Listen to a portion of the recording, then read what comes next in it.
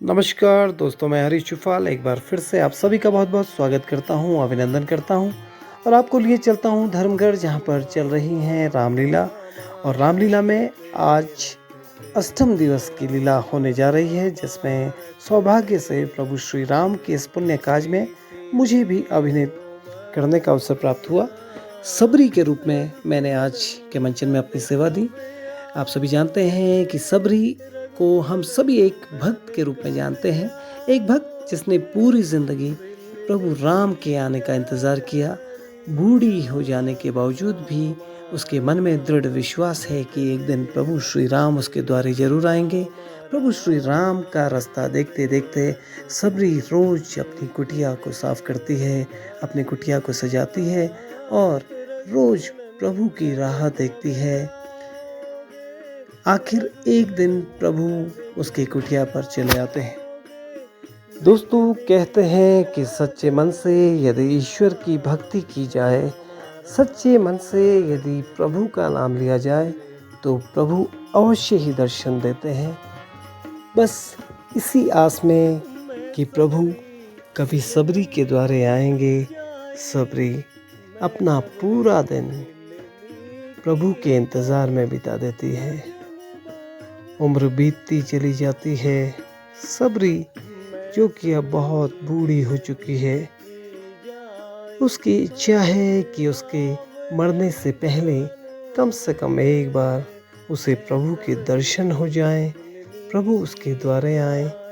प्रभु Shri Ram one में भटकते भटकते माता जानकी को खोजते हुए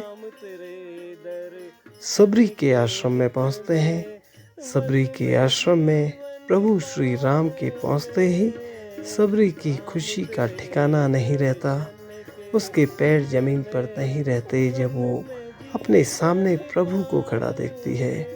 प्रभु श्री राम भाई लखनलाल और माता जानकी के साथ सबरी के आश्रम में आते हैं। सबरी पूरे भाव के साथ उनको अपने पास बिठाती है और अपनी खुशी व्यक्त करती है और वन से तोड़कर लाए हुए बेर वे प्रभु श्री राम और लखन को खिलाती है। जो खट्टे बेर होते हैं वह स्वयं खा लेती है और मीठे बेर प्रभु श्री राम को देती है, इस भाव के साथ कि प्रभु को खट्टे बेर खाने से कोई कष्ट ना हो जाए।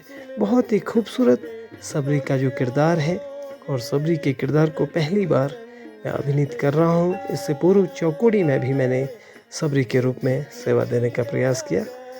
आप सभी से निवेदन रहेगा कि हमारे चैनल को अधिक से अधिक लाइक कीजिए, शेयर कीजिए, सब्सक्राइब कीजिए। आप सभी का बहुत बहुत धन्यवाद।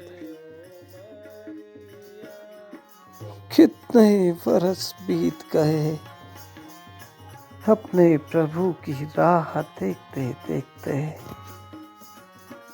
ये आंखें बूढ़ी हो चली, लेकिन मेरे प्रभु अभी तक मेरे घर नहीं आए। हे प्रभु, कब मुझे दर्शन दोगे? कब अपने इस बूढ़ी दासी को दर्शन दोगे प्रभु? हे प्रभु, बस एक ही इच्छा है कि मरने से पहले मैं अपने प्रभु के दर्शन कर लूं। मीठे मीठे बेरों की मैं, मीठे मीठे बेरों की मैं, भर लाई जावरिया, रामा रामा रट से तेरे ओ मरिया, रामा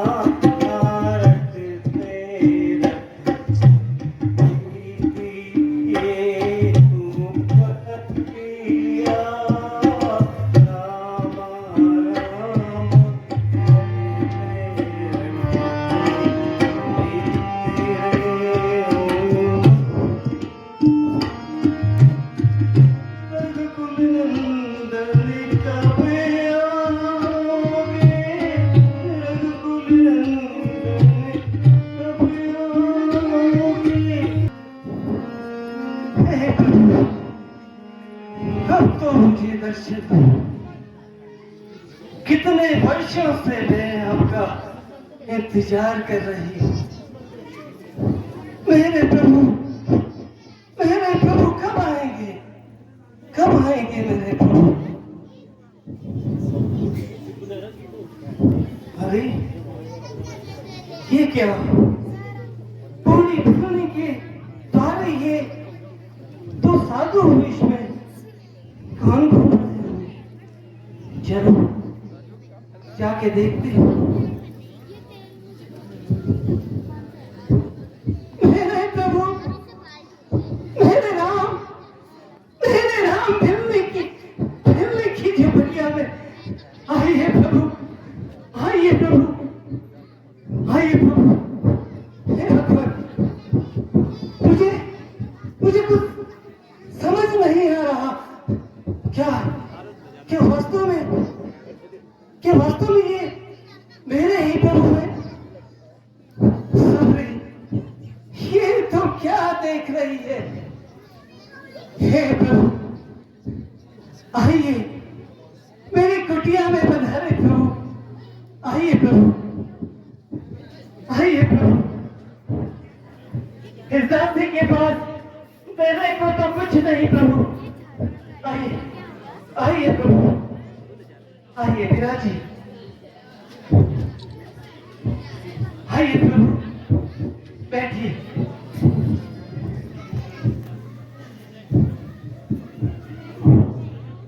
हे प्रभु, मुझे विश्वास ही नहीं हो रहा कि मेरे सामने मेरे प्रभु राम खड़े हैं।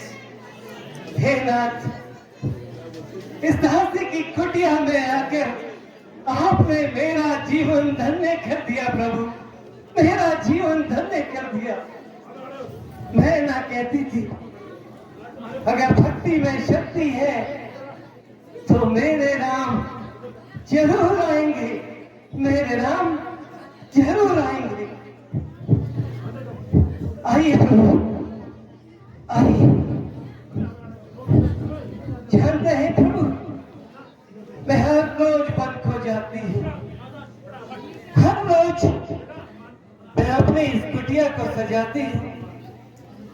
हर रोज प्रभु मैं आपका इंतजार करती हूँ।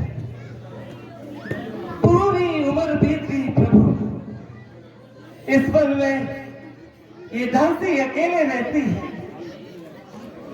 और अकेले नहीं रहती प्रभु, मेरे नाम इस कुटिया में रहते हैं, मेरे प्रभु मेरे मन में रहते हैं। हे प्रभु, ये कुछ पेड़ तोड़ कर लाई है।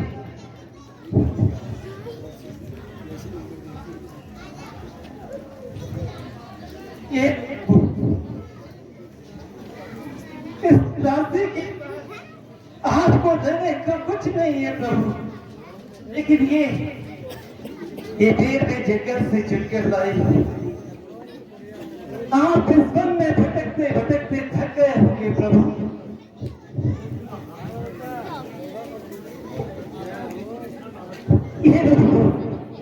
ये पीठे में है, मैं खुद ही चक्कर अपने प्रभु को दूंगी।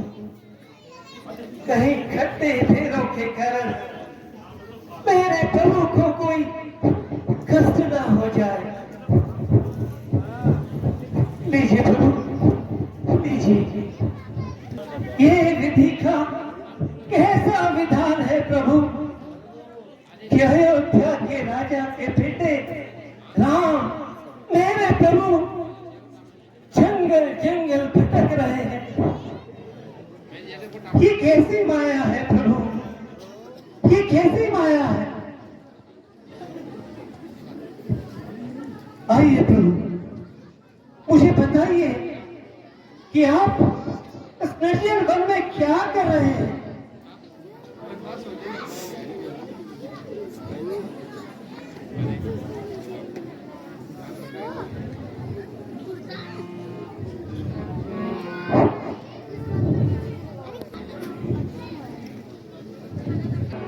प्रभु, एक कार्य कीजिए, आप थोड़ी देर विश्राम कीजिए और इसके बाद सीधा पंपापुर चले जाइए। मेरे प्रभु वन वन भटक रहे हैं, मेरे राम, जिनके लिए कुछ भी असंभव नहीं, वो ऐसे निर्जन वन में क्यों भटक रहे हैं? ये दासी के समझ से परे है प्रभु।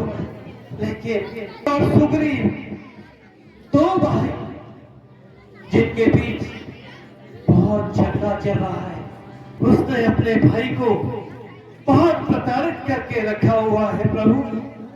लेकिन यदि आपको सुग्रीव और ये सभी वानर मिलते हैं, संभव है कि वे आपकी कुछ सहायता कर सके।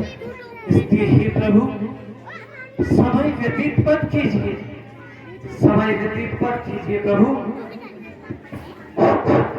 जानकी को ढूंढने के लिए जल्दी निकल जाइए।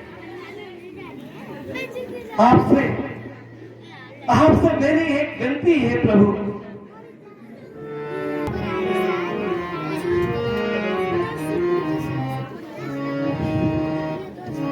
विनती है तुमसे मेरी, विनती है तुमसे मेरी,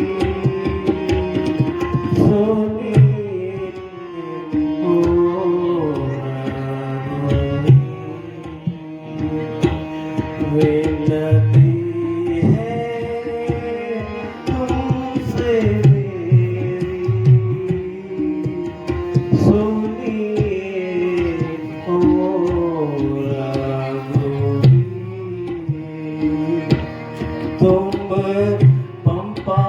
विनती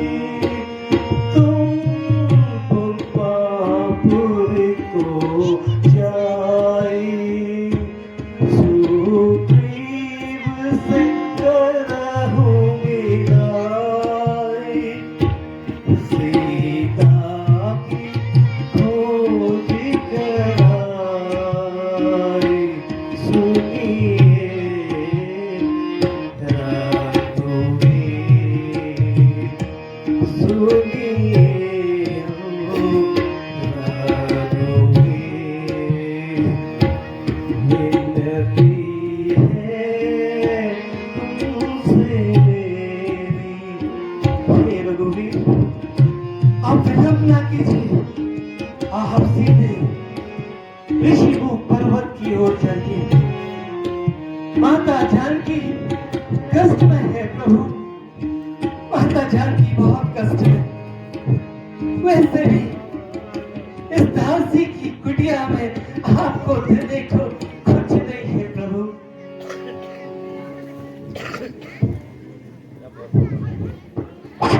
ये सबरी आपका बहुत बहुत धन्यवाद। प्रभु, आप मेरे यहाँ पधारे, मैं तो धन्य हो गई प्रभु।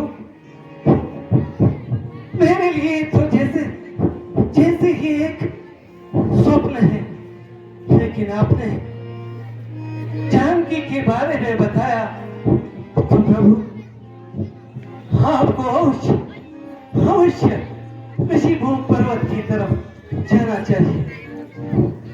आइए प्रभु, आइए आइए प्रभु, आइए प्रभु। ये तेरी कैसी माया है, इस संसार में मेरे प्रभु क्या नहीं कर सकते, लेकिन ये वन भटक रहे हैं। ये कैसी लीला है प्रभु। मैंने हमेशा ही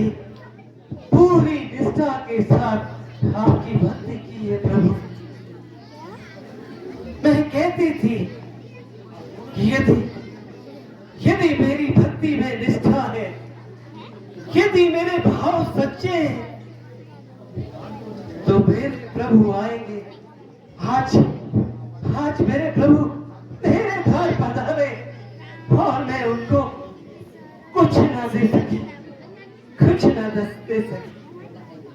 लेकिन हे ईश्वर, प्रभु राम को जल्द से जल्द उनकी जानकी को लौटा दो प्रभु। मेरे राम इस पल में बहुत कष्ट में है प्रभु, बहुत कष्ट में है। दोस्तों, चौकोड़ी के बाद धर्मघर की रामलीला में भी सबरी के किरदार को अभिनीत करने का मुझे सौभाग्य प्राप्त हुआ।